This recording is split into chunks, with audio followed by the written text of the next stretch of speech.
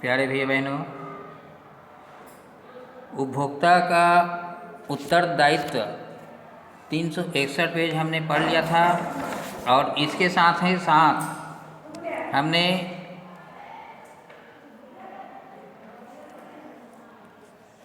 ये भी पढ़ लिया था उपभोक्ता के प्रति व्यवसाय का उत्तरदायित्व। पहला हमने पढ़ा था वस्तु उचित मूल्य पर बेचना, है ना, 362 पेज में। दूसरा पढ़ लिए थे हमने श्रेष्ठ वस्तुओं का ही विक्रय, और तीसरा पढ़ लिए थे ये क्या बोलते हैं, उपभोक्ता शिकायतों को दूर करना। अब अगला चौथा पढ़ेंगे, चौथा यहाँ से पढ़ेंगे, प्रमाणित वस्तुओं का विक्रय। ठीक है, ये शेष भाग है। प्रमाणित वस्तुओं का विक्रय राष्ट्रीय अंतर्राष्ट्रीय स्तर पर ऐसी वस्तुओं के स्तर को मापने वाली कुछ संस्थाएं होती है। भारत में मानक संस्थान इंडियन स्टैंडर्ड्स इंस्टीट्यूट, जिसको ISI भी बोलते हैं, आपने कई वस्तुओं में इसका लेबल देखा होगा, ISI मार्क। अमेरिका में अमेरिकी मानकों का राष्ट्रीय bureau national bureau of standards USA एवं अंतर्राष्ट्रीय स्तर पर ISO इंटरनेशनल स्टैंडर्ड ऑर्गेनाइजेशन 1400 आदि। अतः विक्रेता का यह दायित्व है कि वे मानक संस्थाओं द्वारा प्रमाणित वस्तुओं का ही विक्रय करें। आप भी वस्तु खरीदते हैं तो ये लेबल देख लिया करें, कौन कौन सा ISI है ना, या ISO, इन लेबल को देखकर ही खरीदा करें। वो प्रमाणित रहता है कि ये वस्तु इन संस्थाओं द्वारा नापी गई, जांची गई, गुणवत्ता युक्त है करके। ठीक है, तो ये जरूर देख कर लिया करें। ये प्रमाणित वस्तुओं का विक्रय जो है, इससे उपभोक्ताओं का विश्वास बढ़ाया जा सकता है। ये काम वस्तुओं के उत्पादक को, विक्रेता को भी सोचना चाहिए। ठीक है, अगला, भ्रामक विज्ञापन ना करना। वर्तमान में भ्रमित, आकर्षक, अश्लील विज्ञापनों की भरमार हो गई है। वस्तु कुछ भी क्यों न हो, भले ही उसका संबंध स्त्री जाति से ना हो, लेकिन उस वस्तु के आकर्षण को बढ़ाने के लिए अर्धनग्न स्त्री के साथ उस वस्तु को अवश्य दिखाया जाएगा, जो कि गलत है। यह भारतीय सभ्यता के अनुकूल ना होकर पाश्चात्य सभ्यता की देन है। पाश्चात्य सभ्यता यानी यूरोप, अमेरिका, ये सारे आते हैं। विज्ञापन का अर्थ क्या होता है? वस्तुओं की वास्तविकता से उपभोक्ताओं को अवगत कराना, जानकारी उपलब्ध कराना।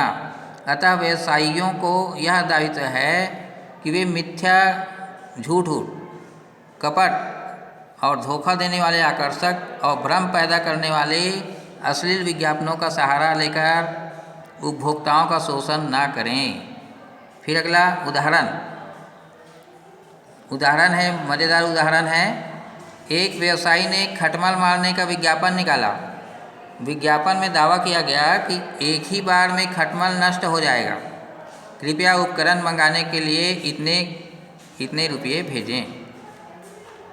कुछ उपभोक्ताओं ने रुपया भेजकर उपकरण मंगाया। जब पार्सल खोली गई तो उसमें क्या निकला? एक हथौड़ी और एक चिमटी और प्रयोग करने की विधि का एक कागज़ मिला। उसमें लिखा था, आप चिमटी से खटमल पकड़िए और हथौड़े से मारिए। यह कपट भरा विज्ञापन का नमूना है। समझ आ गया? उचित पैकिंग, वस्तु को सदैव अच्छी हालत में पैक करके उपभोक्ता को देनी चाहिए। इससे वस्तु खराब होने से बच जाती है तथा पैक की गई वस्तु घर ले जाने में भी अच्छी लगती है। पैकिंग पर वस्तु का मूल्य, मात्रा, गुण आदि उल्लेख रहता है।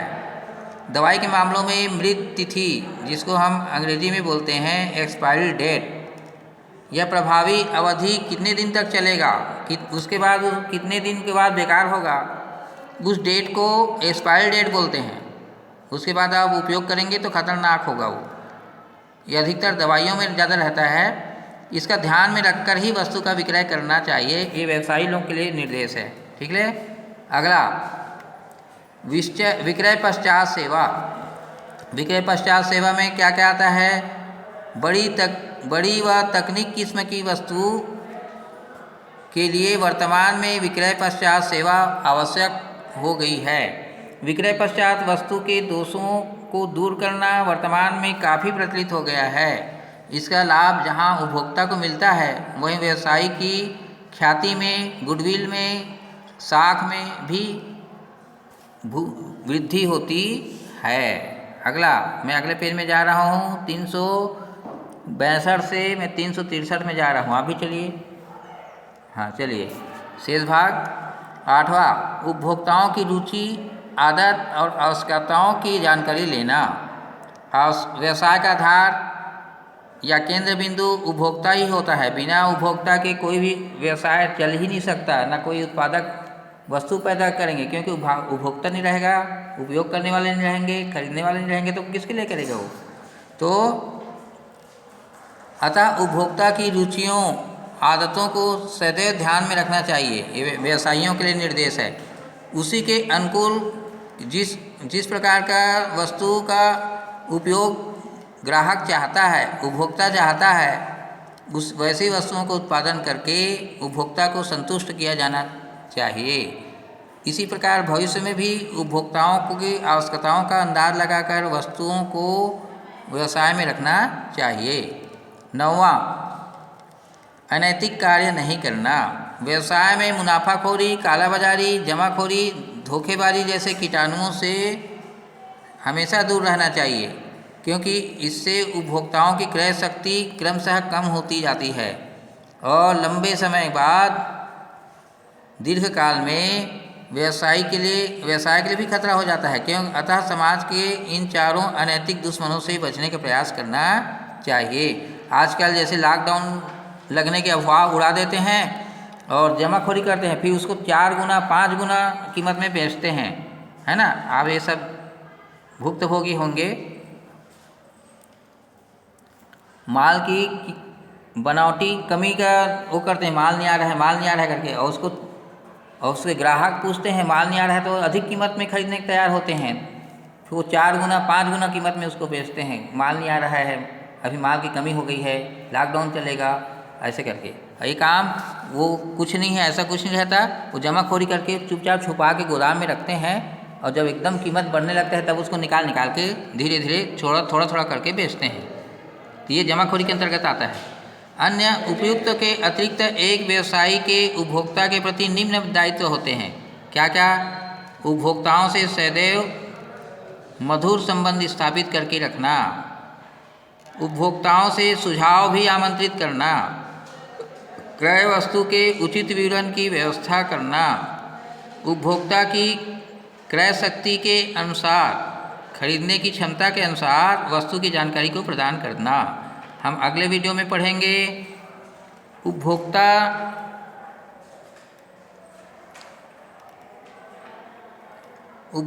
संरक्षण के मार्ग एवं साधन।